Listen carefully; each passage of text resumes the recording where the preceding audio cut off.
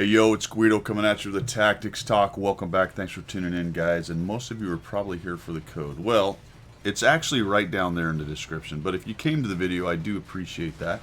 We got a good one for you here today. I'll give you the code in just a second. If you haven't already scampered off and got the written down version of it. But we got a 7201K battle by Squash Balls from Clan Cube. And this is a 9,500 damage with some extra spotting in there and an assist. This is a great game, and I have not actually seen this game. I've seen the results, so this is a first look, as I call it, example of some of the things you'll see on my channel. The code is, however, the code, and we'll scroll on, well, I always say scroll, but usually I just put it on there. In the event, the code is as follows: Z7TT69NM Zulu 7 Tango Tango 69 November Mike, and it'll be on the screen right there in some fashion. Thanks for tuning in, but if you want to see a great game, stick around and check this out with Squash Balls going crazy in his 7201. This is a tier 10 German tank, so it's a prize tank for Clan Wars kind o things. He's got a Tiger 2 in front of him. Looks like he's in about a 357 or something of that nature. They're kind of the old setup as far as Matchmaker goes. So he has plenty of tier 8s to beat up on, but he does have to wade through some of the tier 10s over there. What do we got? We got an E100, a K91, and a JPZ. A lot of those things can put a big hit on him. Looks like the 705. And he's actually fighting in several different directions right here, having gone to this middle area on the east of the river. And now he's kind of falling back because he's taking shots from multiple directions. Now he's isolating right here the direction those two guys are coming from and covers up against the object over there. Kind of a slow start. Well, I say that, but he's got 1,400 damage. That's actually pretty darn good this early in the game. Two enemies are dead. Let's see what happens with the E100 coming out, and he eats a bunch of heat right into that flat plate of his turret. Looks like he's also carrying the small gun. We'll have to take a look at that next time we get a good view of the E100. The E100 has to come out sideways, then turn his turret straight at Squash. Not a great deal. The Tiger 2 gives it a shot, right? He tries to get in there. Maybe he was going for that front end. You'll notice that Squash has a rear turret mounted heavy tank here. That means his front end has to come around the corner first before his gun and turret will clear the cover, and often that will expose side shots into the front of the tank. Look at the E100s being a little bit silly right there. Probably not as bad as the E100 thinks with the heat that's coming out of Squash's tank. The side of the E100 is kind of hard for him to pin. Let's see what he does. Nope, he goes right for the turret face again, exposed to the Tiger 2. Look at the angle. He puts the angle on the Tiger 2. He bounces the E100 anyway, and we have another shot come in. Oh, HE. So, you absolutely know you have the enemy frustrated when they start shooting HE at a heavily armored tank out of what is a relatively small caliber gun. Look at the Scorpion G. Is he AFK? No, he's just sort of wandering. He's not wandering, but he's certainly not looking right at anyone, is he? Just, I don't know what he's doing. The Batchat 12T looks like he has some shots into the front of Squash's, the right front side of his tank, but is unable to pin. The Tiger 2's dead, so no longer a factor. Comes in. No, he's not. Holy cow, I didn't see. The Tiger 2 actually ran over to there. Puts a shot into him. Maybe doing a little baiting here. I don't know there, Squash. I might have not done all that right there until I was reloaded. That's just asking for him to get a tracking shot on you. Sit, though. That's a terrible number. Look at that. 666. Quite a low roll, actually. I believe this is a 750 Alpha gun, so unfortunately he still has to deal with that Tiger right there. Let me see if I can ever get my mouse on that bad boy. Yeah, it's a 750 Alpha, as I suspected. Put 700 into the JPZ, another low roll. Got a nice high roll in the Tiger 2 earlier at 797, so I guess that all evens out. Really nice job of side scraping. This is one of the things that this tank really excels at, and that's where the rear mounted turret actually comes into play and is an advantage for a heavy tank on the side scraping bit, because the turret and the gun will come out and be exposed faster. He's just going to go ahead and no respect this poor Tiger 2. And that was actually the JPZ who was shooting into the turret face right there. Down goes the E75, and he has 6,500 with 4,000 blocked and 683 assist. Not a whole lot of enemy tanks left, so he's still got about 3,000 or so damage to add to his tally here and some spotting. So let's see how that happens. He's going right up the middle.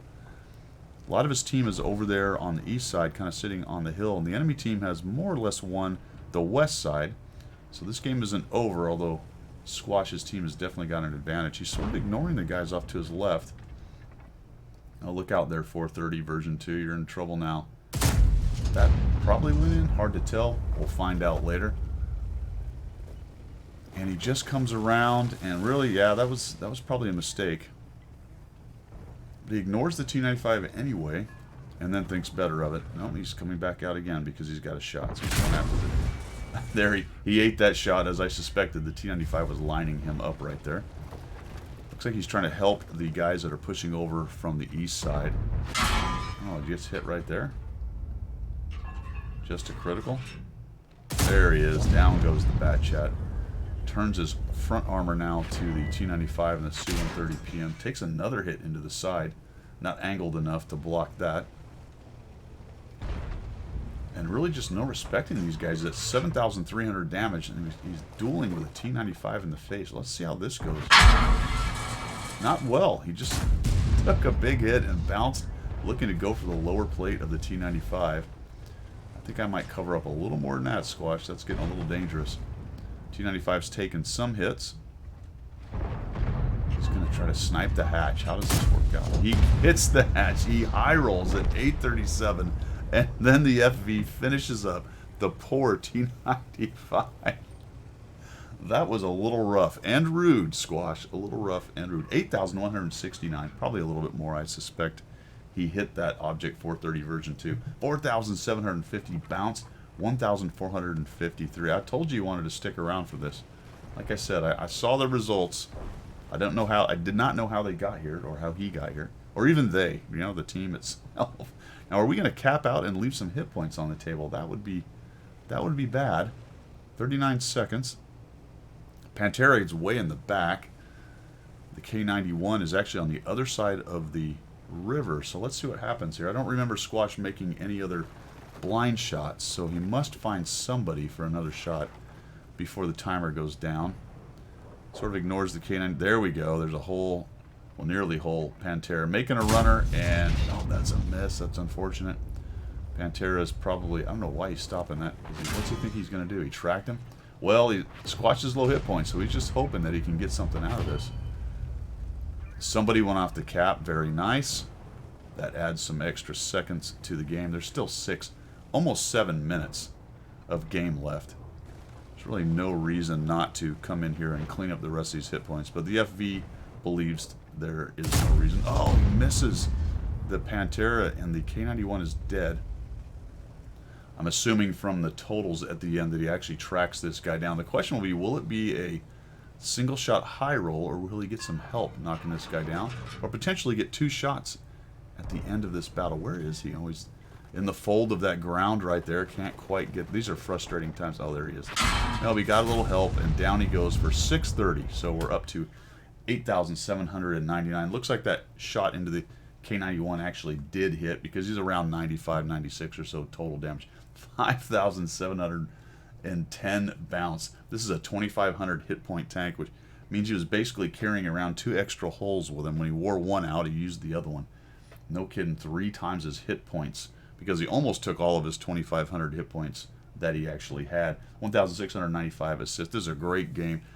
Squash, thanks for sending that in. For everyone else who may have stuck around this long, I do appreciate that. I hope you enjoyed this video. This is the kind of thing I like to do. I call this a first look. It's where I just know it's a good game. I take a look and comment as it goes. Other things I do, tank reviews, quite a few of those, especially on the new tanks, and then I will do gameplay reviews for players, help them learn how to get better at the game. And then, of course, your good replays, funny replays, interesting replays. I'll look at them, comment on them, and put them out on the channel. You can expect a video a day, dropping at 7 in the morning, and on Sunday I'll do a coffee talk. That's usually around 10 or 11. On Monday we do Miserable Monday, where I show all the bad shenanigans that happen to me and other people along the way. So hit the subscribe. Hopefully you've done that by now. If not, I do appreciate it. If you don't want to, that's all good. We'll see you guys later. You've got the code. Thanks for tuning in. See ya. Hey, I almost forgot. The last and final code will be given by Claus Kellerman. There's his channel right there. I'll have the link down there as well. So go give Claus a look.